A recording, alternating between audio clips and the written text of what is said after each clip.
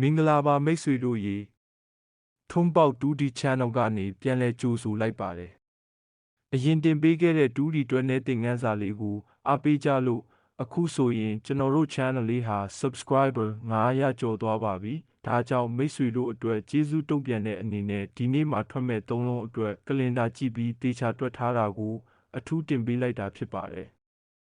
ဗီဒီယိုလေးကိုအဆုံးထိကြည့်ပေးကြဖို့လည်းဖိတ်ခေါ်ပါတယ်ဗျာကဲအခု screen ပေါ်မှာမြင်နေရတဲ့3လုံးကလင်ဒါဇယားကြီးကိုတေချာကြည့်ပေးပါကျွန်တော်တို့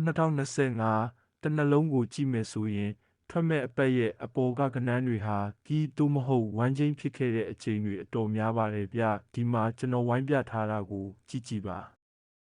အခုနှစ်ရဲ့ဇယားကွက်ကိုကြည့်မယ်ဆိုရင်လည်းပထမဆုံးအပတ်မှာ6ခုနဲ့ဆိုပြီးထွက်ထားတာတွေ့ရပါမယ်အဲ့ဒီနောက်ဒုတိယအပတ်မှာတော့629ဆိုပြီးထွက်ခဲ့ပြန်ပါတယ်ဒီနေရာမှာမိတ်ဆွေတို့သတိထားမိမှာပါနှစ်နဲ့9ဆိုတဲ့ကဏ္ဍနှလုံးဟာနှစ်ပတ်ဆက်တိုက်ပါဝင်နေတာပဲဖြစ်ပါတယ်ကဏ္ဍသွားလာသဘောတရားအရဆိုရင်ဒီလိုမျိုးဆက်တိုက်ပါနေတဲ့ကဏ္ဍတွေဟာနောက်တစ်ပတ်မှာလည်းဝမ်းချင်းအနေနဲ့ဖြစ်ဖြစ်ကီးအနေနဲ့ဖြစ်ဖြစ်ပြန်ပါလာနိုင်ခြေ80%လောက်ရှိနေပါတယ်ဒါကြောင့်မနက်ဖြန်အတွက်ကျွန်တော်တွက်ချက်ထားတာကတော့2နဲ့9ကိုအဓိကထားပြီးတွဲဖက်ထားပါတယ်ကလင်ဒါထဲကအရင်နှစ်တွေရဲ့အထွက်တွေကိုပြန်ကြည့်ပြီးကျွန်တော်ရွေးထားတဲ့အကြိုက်ဆုံး3ကွက်ကတော့429 929 649ပါပဲဗျ9နောက်ပိတ်ကိုအတော်ကြိုက်တယ်ဗျ